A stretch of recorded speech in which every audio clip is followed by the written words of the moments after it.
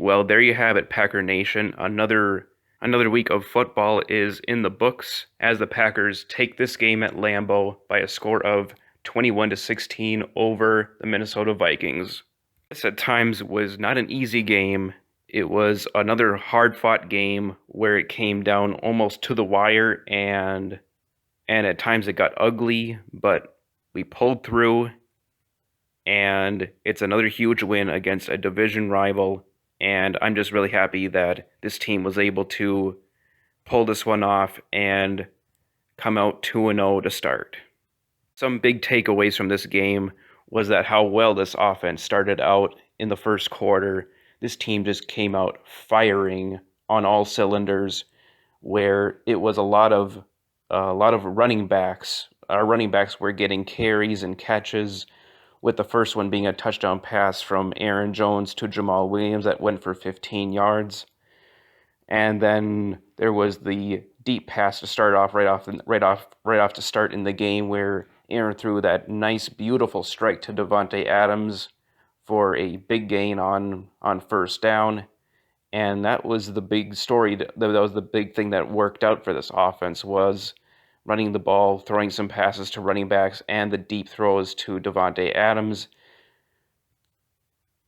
That also led to another couple of other nice drives where Aaron threw some nice passes that led to a touchdown pass to Geronimo Allison, who unfortunately didn't really see much action after that, aside from a couple of passes, and unfortunately a fumble to where Geronimo caught the pass, but was never able to really completely secure it into his body to protect it, and that's why that's why the ball was jarred loose at the end.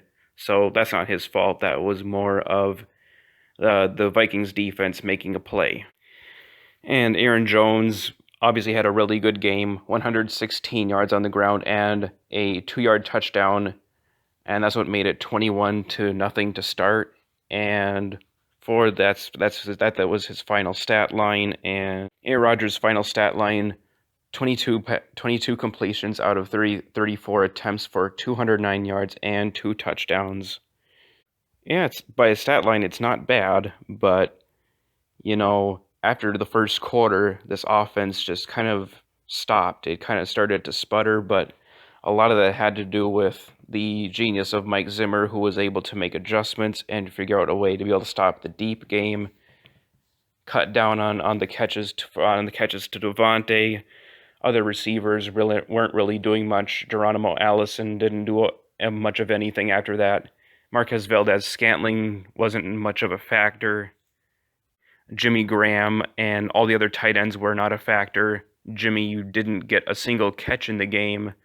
Mercedes Lewis was out there, but he was mostly used in a blocking role, and Robert Tonyan didn't see any time. So our tight ends, unfortunately, I would like to have seen get more involved in the pass-catching game. Unfortunately, it didn't happen, and hopefully we'll come into Denver's game with getting our tight ends more involved. The pass blocking to start was phenomenal. Aaron had all kinds of time to throw, especially he had all kinds of time to throw all those deep balls to Davante, and that's what made the difference from there on. And then the pass blocking was not terrible, but at times there wasn't enough time for Aaron to make some throws down the field, and that's what the adjustments that Zimmer was able to do. He was able to dial up some more pressure. He found out some ways to get pass rushers free or on some one-on-ones on some mismatches, one of them being Danielle Hunter on a mismatch with a one-on-one against Jimmy Graham, and that resulted in a Danielle Hunter sack. So the Vikings defense just flat out made adjustments, and our offense really didn't make very much of any adjustments at all. We eventually went back to the ground game with Aaron Jones and Jamal Williams pounding the ball up the middle, and that's what ultimately wound up sealing the deal for our offense, was going back to the ground game, and it worked. I would have liked to have seen more throws to the running backs also, as it was working very well to start. Aaron Jones and Jamal Williams can definitely easily be used in the passing game. And like I said, we've only seen just like a small glimpse of what this offense can be. And if it can stay consistent, this could be a very good offense. I don't want to see any more of Aaron having to do it all, looking for receivers to get open down the field. I just want some more easier completions, whether that to be running backs in the flat, tight ends in the flat, some out routes to his wideouts, shallow crossers, and slants. There were a few slants in the game. There was a couple of slants completed to Devontae, but that was really about it. The key to a really good passing game is short passes and making sure that your running backs are involved in them. That's what sustains drives, is all of those, a good combination of those types of routes. That is what I did not see from the offense in the second half. It seems as if that the play calls were kind of put into the situation to where it seemed like Aaron just had to do too much. He was in the pocket. And was looking for receivers and holding onto the ball too long.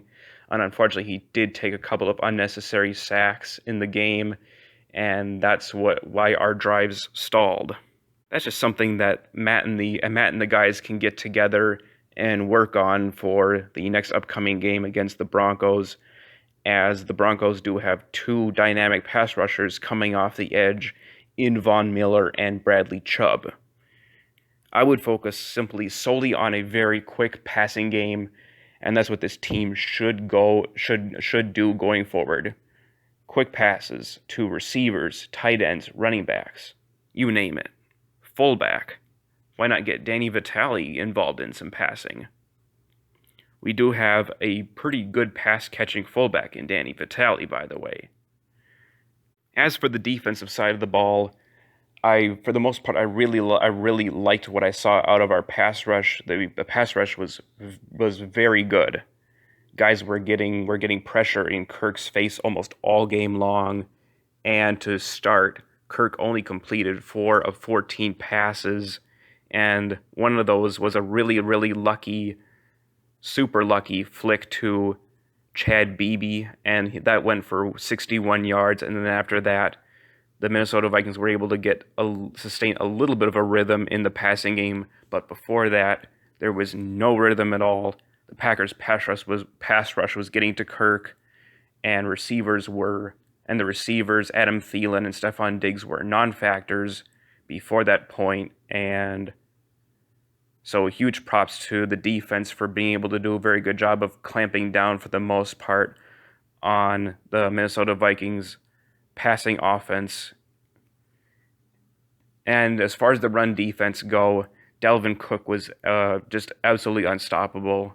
His final stat line goes up to 20 carries for 154 yards and 1 touchdown, with a huge breakoff run of 75 yards. And he was just unstoppable. That guy is hard to tackle, and that's a tough chore for any defense. So I'm not really too concerned all that much about our run defense, but there is some cause for concern going forward, as I'm not entirely sure where this run defense is. It seems like it can give up some big yardage at times.